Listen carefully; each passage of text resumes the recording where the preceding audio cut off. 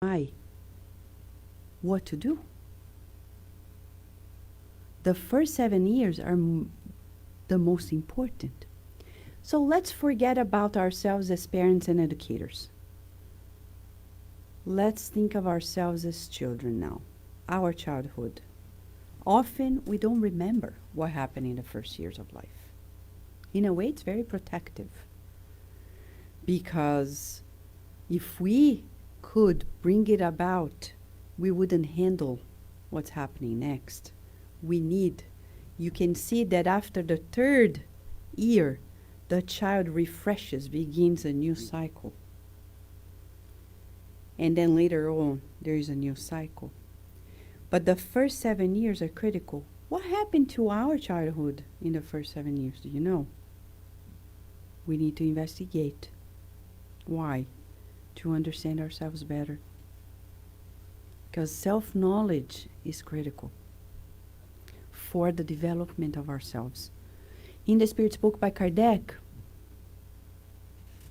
when Kardec asked, what can we do to avoid mistakes and to progress more steadily without stumbling? The answer was very to the point. Self-knowledge. Then people think about previous lives.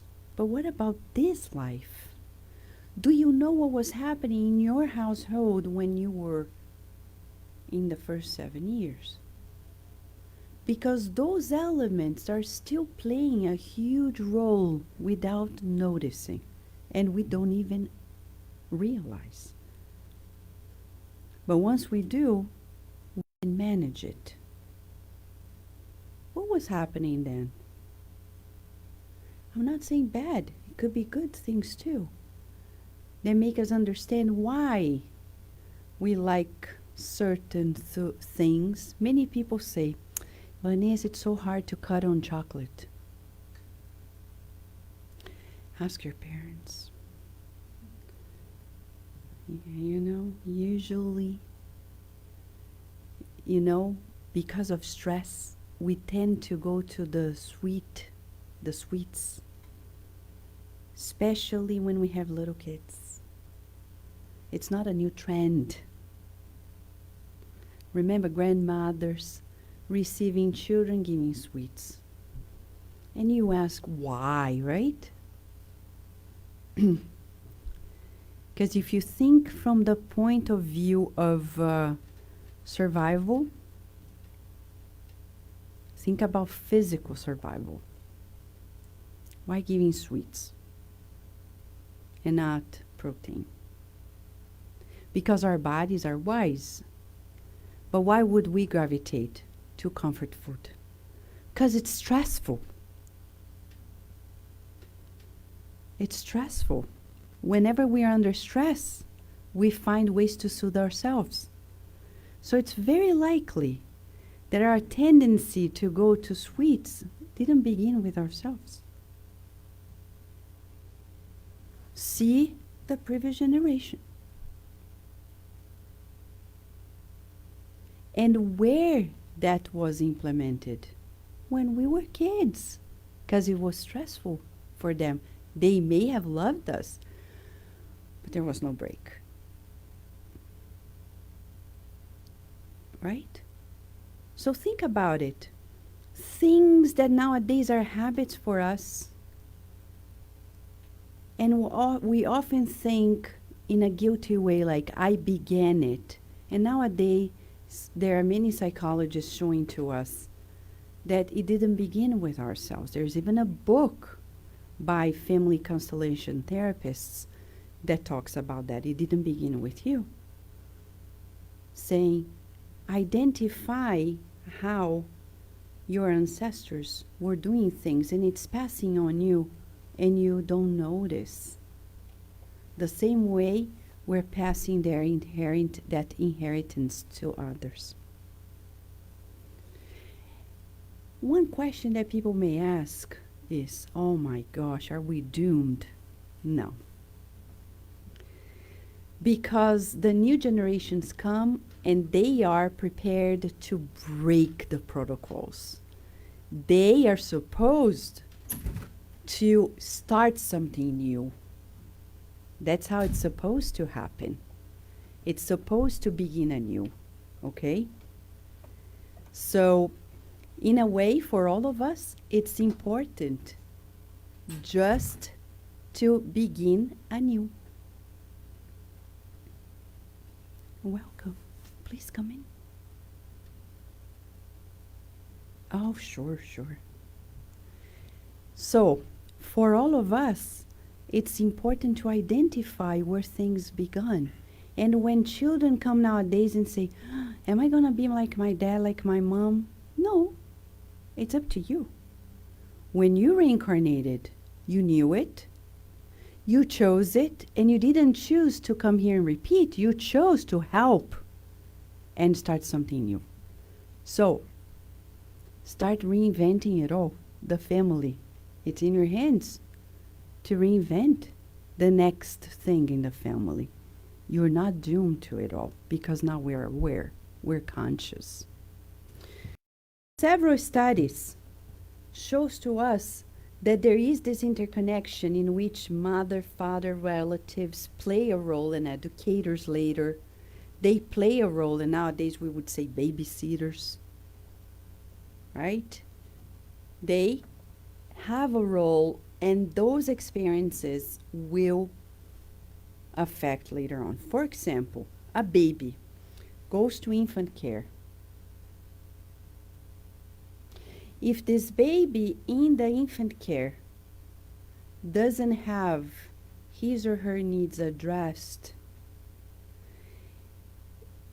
you don't need to speak to the baby saying whatever you need you're not going to get in life, because you show it to them. They cry and you don't attend to their needs.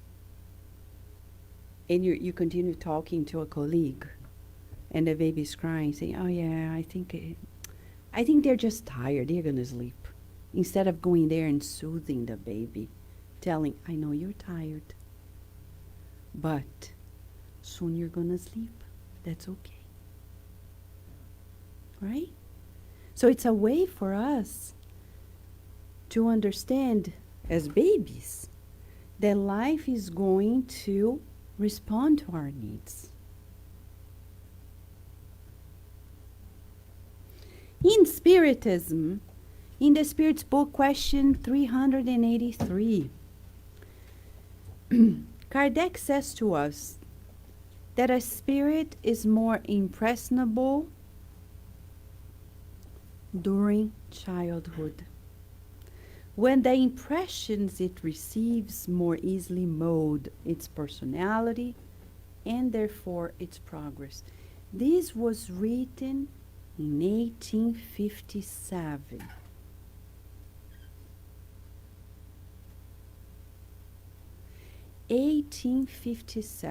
Way before science found out that childhood was that precious.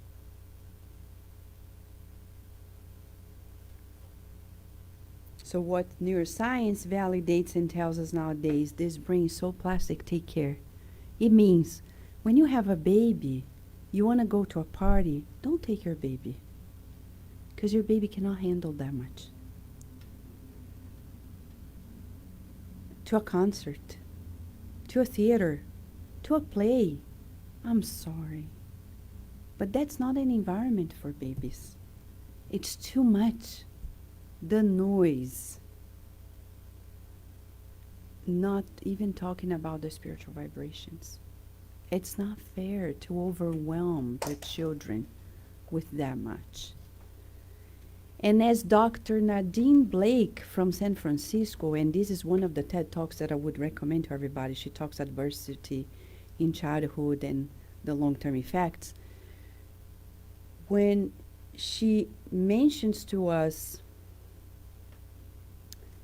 that it's not about poverty, because the research that she has done and she read from other colleagues was in people that had college education, who were Caucasians, etc. So it's nothing to do with racial disparity or economic disparity either.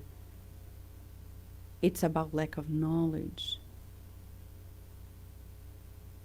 So we need to know the elements that can create that, what we call the adverse effects, the traumas that will later have consequences. And as she says, it's not about failing a task that is going to create a trauma. It's about how this child feels. Am I heard at home? Do I have a voice? Do people understand me? Because scientifically, that's where we research to verify if this child or this adult had a good or bad childhood. The elements are, were you heard as a child?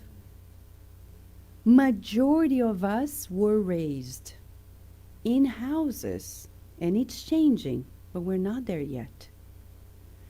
In houses where adults were adults, children were children, and children don't have a voice. You're a child. You don't say anything. Don't interfere. Don't intervene. So we were saying, you don't matter. What you want doesn't matter.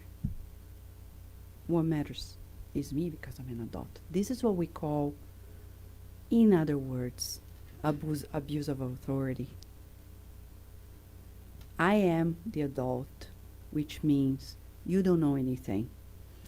In the Spirit's book, this theory, this becomes a myth, abuse of authority, because they say to Kardec, you know what? It's very likely that the children who are being born are more evolved than you. And we, in our arrogance, we think that we know so much better, and we don't give them space or a voice. So we need to heal ourselves, the ego within us, because we were treated that way. Now it's our turn. We're bullied. Now we're bullying. And I see children of immigrant, often, it's very common, when they see parents speaking the language of the country, they tend to correct. But some correct with a lot of arrogance.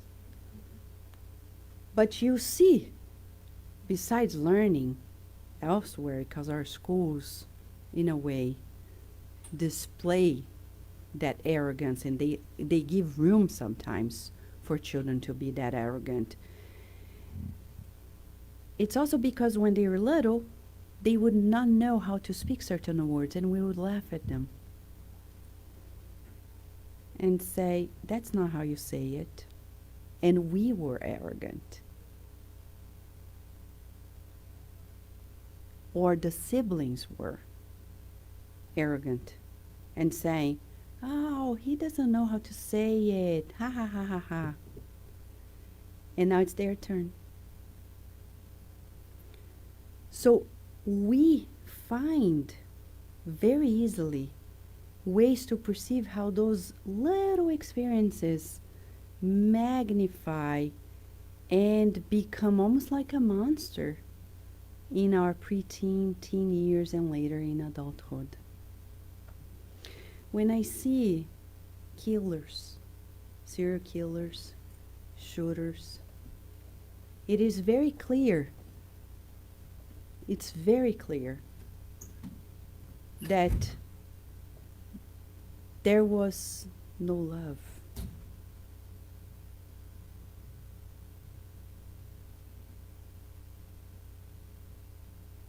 There was no love.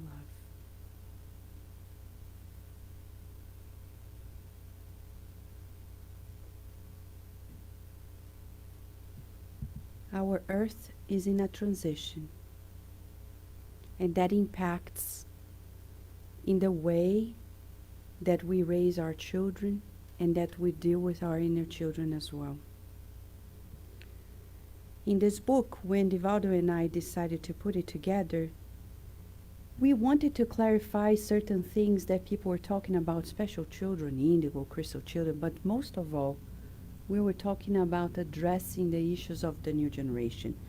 So when we go to Kardec, we see that Kardec was the first one to advise us on the coming of a new generation that has different characteristics, and we can read more about it in the book Genesis, chapter 18. But some things he says in 1868, he says these are the ones in the new generation that come with precocious intelligence, reasoning powers, joined to innate sentiment of goodness and of spirituality beliefs, which is the unmistakable sign of a certain degree of anterior achievement. So when I see Greta Thunberg at 16 stopping her life and taking care of this cause for the earth, who has 16? Who is 16 and does the same or something similar? How many? And then we see adults bullying her, criticizing, saying, go back to school. Shame on them. Instead, they should say, I'm so sorry you have to get out of school, to remind us of what we are not doing. Go back to school, dear. We'll take care of it. Pinky promise. And do it. But we don't, because it's not convenient. Because we're talking about things that will change the material status of many people who are benefiting from non-clean energy resources.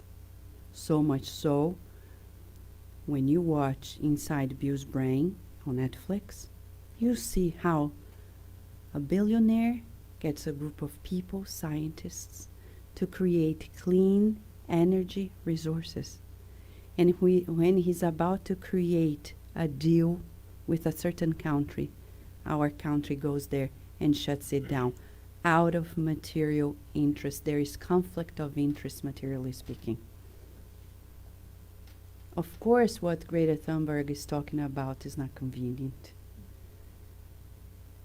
Who is going to make the big bucks? The coal industry? No longer.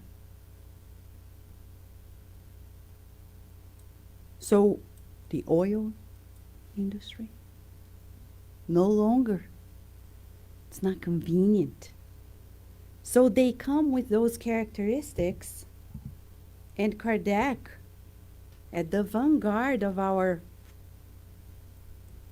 humanity's progress, he says, this new generation will not be composed exclusively of eminently superior spirits, but of those who, having progressed already, are predisposed to embrace all the progressive ideas and apt to second the regenerative movement.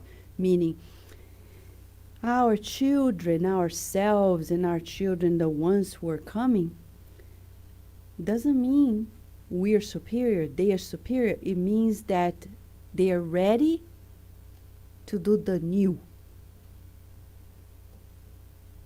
That's regeneration.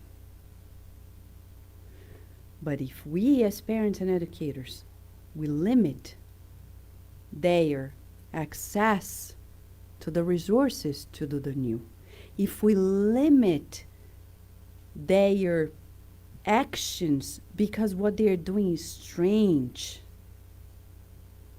then we are not in tune with the regenerative movement. In the arts, for example, last week we had our play here. The regeneration of the arts is to bring beauty, elevation, good feelings. So if I go to a gallery where people are portraying things that are not, doesn't bring harmony, elevation, this art does not belong to the world we're marching towards. It belongs to the old world. If a concert, a play, a movie, a poem, a music is talking about things of kindness, compassion, of a better world, a better self, certainly It's for the world we are marching towards. Otherwise, it's just old. And we're tired of this old. So Professor Eurípides Barçanufo, when he opened the first spirit school in Brazil, in the beginning of the 20th century, and the school still exists, and the legacy is still there. Their curriculum, I have the curriculum at hand. It's fascinating. We were there to see it. Hundreds of children are being educated there. And when you see it, Professor Eurípides Barçanufo would say, we need to treat our children not only with kindness, but encourage them to kindness, not to sensuality, to non-violence. So games, apps, we have to be very careful. We can't allow them to keep themselves in the old patterns, which are rough, brute, violent. As Emmanuel says, in the past it was all about the spirit of force. But now with Jesus, we're invited for the force of the Spirit. I'll give an example. As a guide and model, Humberto de Campos tells us of a true account that happened at Jesus' time. It's in a book that is translated, yet to be published. We talked about it at Kardec Radio a year ago. So it's the YouTube, Facebook, it's there. It's 40 Days with the Master. It's one case. We all remember the passage of the woman who was about to be stoned, and she wasn't. What happened afterwards? Few people know. Humberto de Campos tells us what happened next. After everybody was dismissed and the woman was dismissed, Peter, as a disciple, he's a funny disciple, because he lectures Jesus, saying, Master, what is it? Now we're going to allow all these adulterers to be free and harass other families as well? Why did you do this with this woman? Our law says we have to stone the adulterer. And Jesus very patiently says, Peter, we need to know the whole circumstance. We can't judge without the facts. And Peter doesn't understand. He keeps expressing his indignation. And he's loud, and he's talking to the Master, and Jesus is patient, and Peter is indignant. And then this woman, there is a woman, older woman, who overheard them talking, knows that Jesus is the Master, and Peter is the disciple. She approaches them, but doesn't talk to Jesus. She wants to talk to Peter, and says, excuse me, I know you're asking about the woman who was not stoned. She's my niece. My niece. And Peter's surprised, like, really? Is she your niece? Where is she? Let me tell you, she says. And Jesus is listening. We'll go back to Jesus. Let's go to the story, and then we'll go back to the scenes. Camera on Jesus. Right now, it's Peter. So she comes to Peter and says, let me tell you, my niece and I, her mother is sick. We didn't have food, so we came to the market to ask for food. But then this one man came to her and assaulted her. And as he assaulted her, she said, no, no, no. And because she didn't surrender to his whims, he slandered her and started shouting at to everybody, saying, she's an adulterer, but she's not. And then Peter, when he hears the story, he's so enraged. No longer to the adulterer woman, but with this supposed man. And he's like, where is he? Show us where he is. So he's asking, and Jesus is coming along. Jesus doesn't say a word. And this woman says, come here. I'm going to show you where this coward is. And goes to this house and says, behind that door. They open the door. Peter sees him. Oh my God. He's shocked. When he realizes that the man she's talking about is the adopted son of his mother-in-law. Umberto de Campos describes that Peter has mixed feelings of shame because he's connected to the man who created the mess, but he's also enraged. What does he do? Umberto de Campos describes that he looks at Jesus as if he were a child and asks for help and says, Master, what do I do now? Because remember, it's his mother-in-law's adopted son. He doesn't want to go there, right? Of course. It's dangerous territory. And then Jesus doesn't judge. Kindly embraces him, smiles and said, Peter, remember, we can't judge without knowing the circumstances. And then they go away and they keep talking. Interesting, huh? Yeah. Now think of Jesus. Let's go back as if we had a rewind the tape. Jesus, did he know the end of the story? He knew it. But he didn't deliver at the beginning. He could have said, Peter, let me tell you, because you're my friend, I'm going to tell you. Blah, blah, blah, blah, blah. Would Peter believe? No. So he knew. Peter wouldn't believe in it. So he needed to let Peter see it. As parents and educators, Jesus is modeling for us. There are things we cannot explain. Time will tell.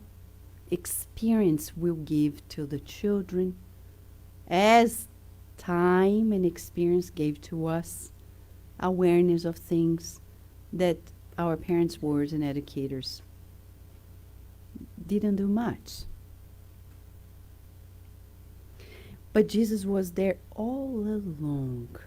Another beautiful take for us as parents. Be present. Be present. This story that we're seeing nowadays, when children are there, preteen years, they say, oh, they already know. No, they don't.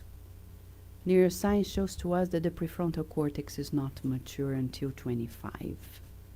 Meaning, the CEO of our brain is not mature until 25. And I know we want to wash our hands and say, go. Not ready. But I'm tired. Well, renew yourself. How?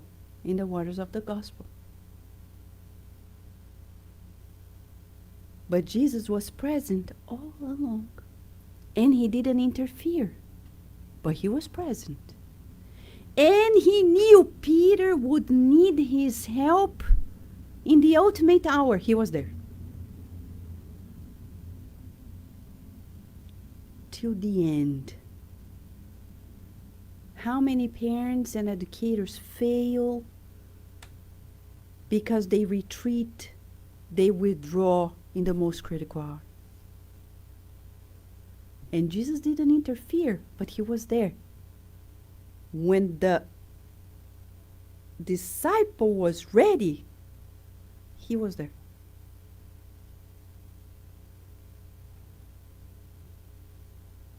It's something for us to meditate, reflect, and emulate. This new generation is coming with something new for us, but they need us. They can't do this by themselves. Like Greta. It's beautiful to see. She was in America. Stopped by at Virginia. She was in California. Find a way. People helped her. Till she got there. Beautiful lesson on humility from her. So humble that she allowed herself to be helped. And people who were more experienced, more resourceful, reached out to her. That's what we want to see in the world. The collaboration, the intergenerational collaboration. When we see people dreaming of retiring and go away from their families instead of planning to be nearby, they're missing the boat. Because they don't know that they're going to reincarnate. And as Emmanuel says, the best savings we can do is to take care of our family in that regard. Because we'll be back in another reincarnation. Wherein our grandchildren are going to have children. Their children are going to have children. And where are we going to have our way in? Very likely. There would be other ways, but very likely through them. So if we say, okay, it's as if we're saying to ourselves, I'll be in trouble when I reincarnate, because that's what I'm doing to this generation. I'm washing my hands. When I reincarnate, I will resent the effects of that washing of hands. So, right? So we need to collaborate. Oh, but I worked my whole life. So we need to revisit what we're here for. How will Earth be a better place? Kardec discloses in the book Genesis, through the regeneration of humanity, the regeneration of humanity does not absolutely require the complete renewal of spirits, but a modification in their moral disposition suffices. And that's why the other day, I think it was Wednesday, the World Day of Kindness. Our planet is changing. People are already celebrating the power of kindness, creating projects on kindness, thinking about kindness, bringing it to home as well. So the blessing of childhood is to begin anew. And as Mentor Joseph says, Vanessa, it's such a blessing that when adults think they learned it all, children come in their lives and say, you forgot some things, right? Or they say, there are new things you didn't know. And it keeps pushing us. Are we resisting it? Let's evaluate right now. Are we resisting the new?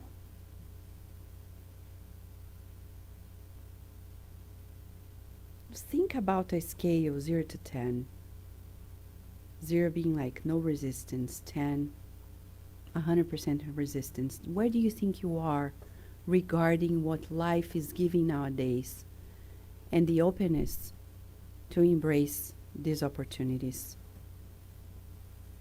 Where are we right now?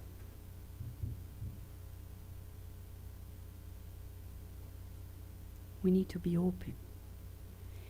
And when we are older, grandparents, age, life comes again and says, you're not done. And the grandchildren come, saying, you're not done, there is more. Blessed are those who open themselves to the mission of grandparents. Because grandparents really make a difference in children's lives, emotionally speaking. I wouldn't be here if it were not for my grandmother, my grandfather. In Spiritism.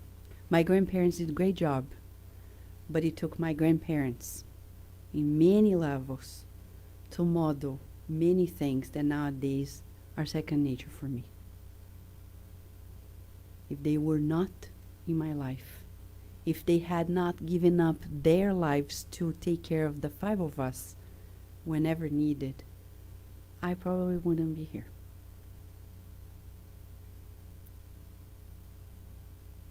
I probably wouldn't be a spiritist. So life is always asking us to open ourselves to the new, renew ourselves. Regeneration is about this modification of the inner. So if we could say the greatest blessing of childhood nowadays in our planet, the greatest blessing is to the fact that they are easy at being altruistic. I know there is an age group in which they're like, no, this is mine. But I observe it depends on the education at home. If parents really teach about sharing, they won't have a problem sharing in school, in playgroups. When they do, it's because at home parents say, no, no, no, this is my phone. You can't touch it. It's my phone. No, you can't write on my book. And then they go to school, somebody tries it, they repeat, this is mine, like parents do at home. And we do it without noticing.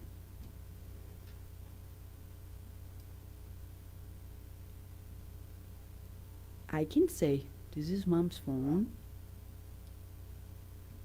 I can share this with you now, if it's appropriate, right?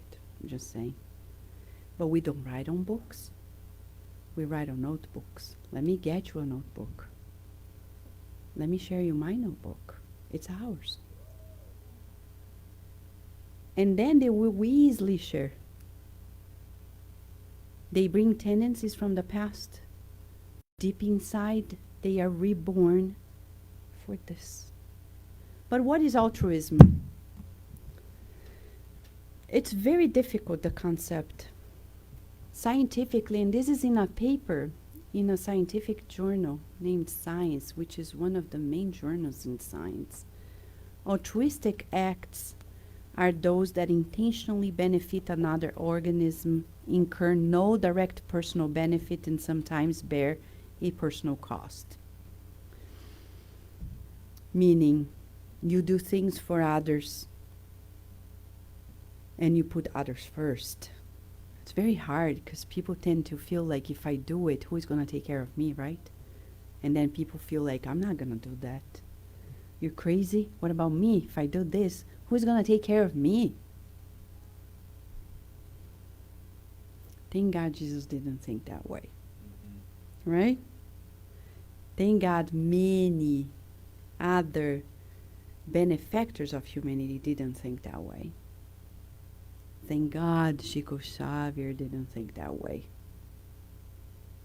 So we're capable of walking that route. And we are asked to boost that in our children. That's the greatest blessing of being a child. The openness to be altruistic.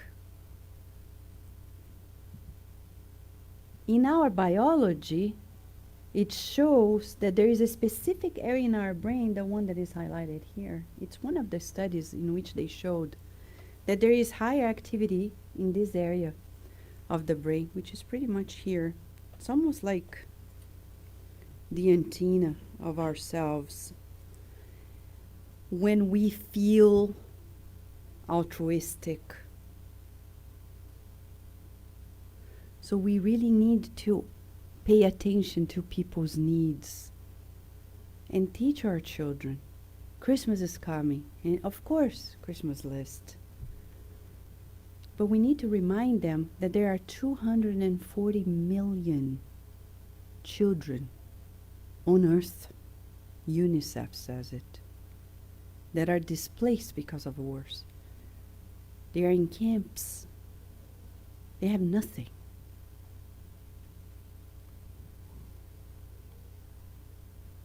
At least half of the population of the earth doesn't have bathrooms. We need to inform them constantly of these numbers to keep them focused on what they came to do here. We can't keep them in a bubble, because if we do, we're doing them harm. We need to constantly remind them, it's not only about you. Oh, but I want this. Yeah? Well, what about the other children? Are you going to do something to help them out? Oh, but I don't know where they are. Well, if you go to Chicken Fillet, they have the Samaritan shoebox. Just pick up one. Fill it out. Send it out. Open on Netflix Inside Bill's Brain and sit down with them and let them watch. They're going to see footage of children that don't have bathroom, that drink the water from the stream into which they poured everything that people defecated. No wonder they are dying of diarrhea. We don't have Islam here, but there you go. You have TV.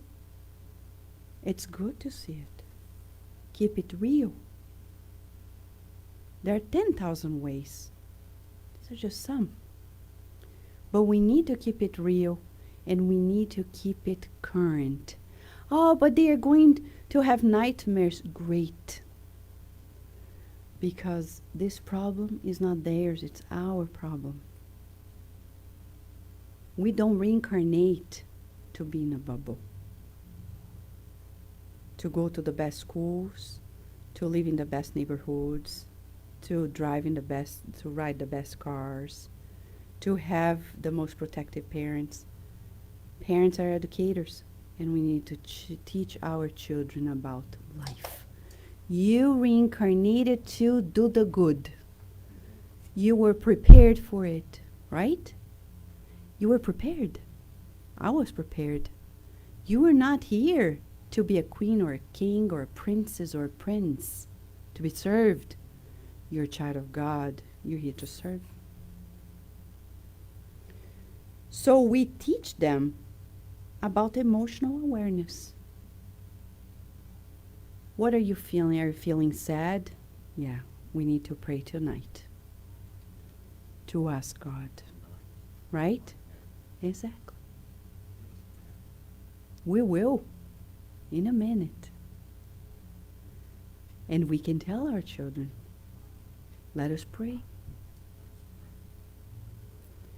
In a way, the emotional choices we make will have an effect in the afterlife. Just go to the book Action and Reaction, or if you want, easily, the book Heaven and Hell. There is the case of this girl, Clara Riviere.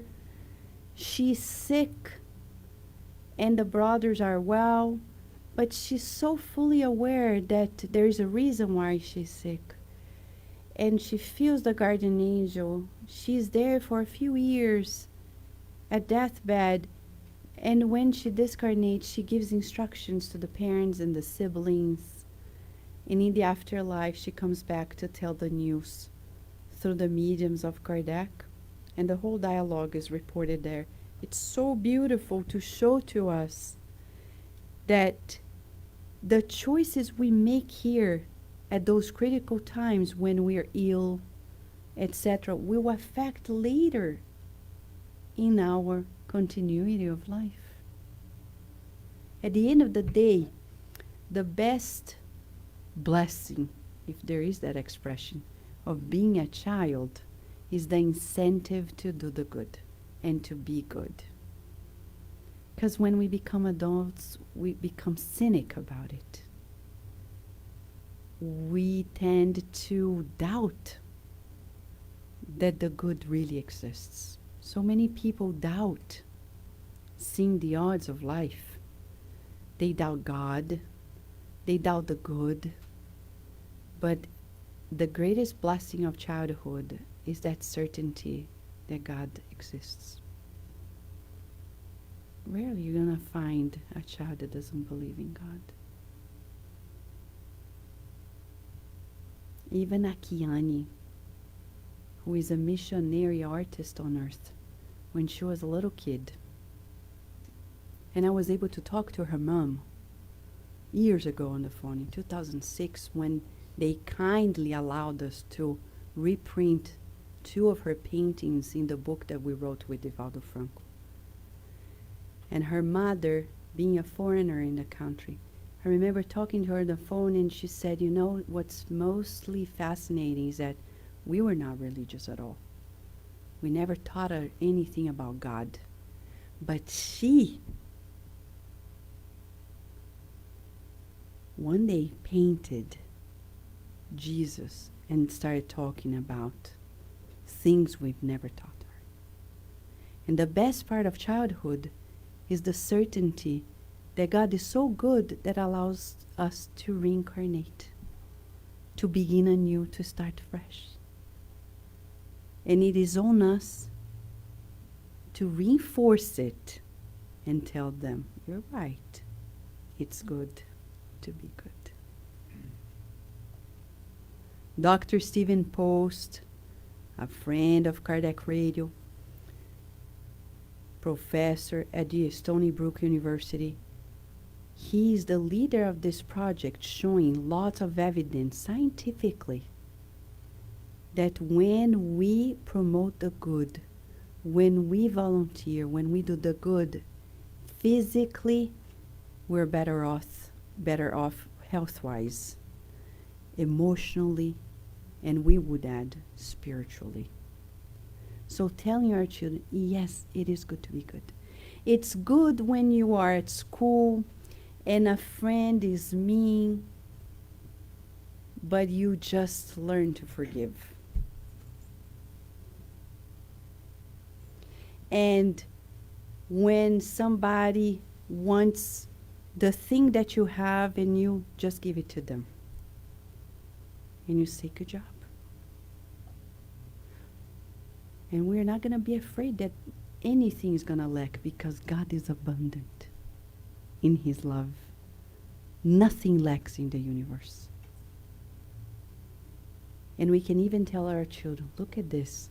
There is God in the word good.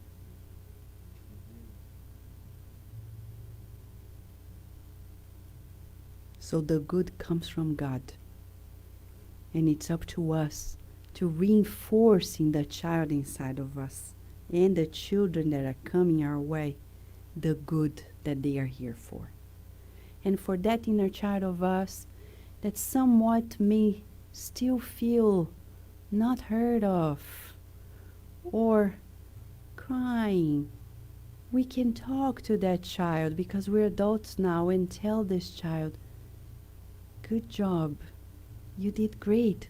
Open your eyes. Look where we are now. You survived. And you survived so beautifully. Let us forgive the parents. Let us forgive the educators or those colleagues. Let go to let God in our lives. The blessings of childhood. For those who want to know more, we picked one book. If you want to know more about these blessings of childhood, in this book here, André Luiz, Between Heaven and Earth, talks in several aspects about it all and the power of beginning anew. So this book in Portuguese is Entre a Terra e o Céu. For those who speak Portuguese, if you go to YouTube, there is an audio novella there. You can listen to it. But for those who speak English, here it is. And it's also in Spanish at Amazon. So the three languages right there for everybody. I know there is in French as well, and in some other languages. Okay? If we have questions, when we finish, we're going to be able to talk. Okay? You can come and ask questions and talk more about it. Right now, we're going to invite everyone for the passes service. Okay? Which is the laying on of hands. You stay where you are. We're going to invite you to come as you see the front row. For those who are new, you're going to be seated. If you want, you sit. When you're called to, our practitioners are going to come and they are going to do the lay on of hands without touching. It's just energy medicine. And our mental disposition is very important. It's important that we are open to receive that healing energy.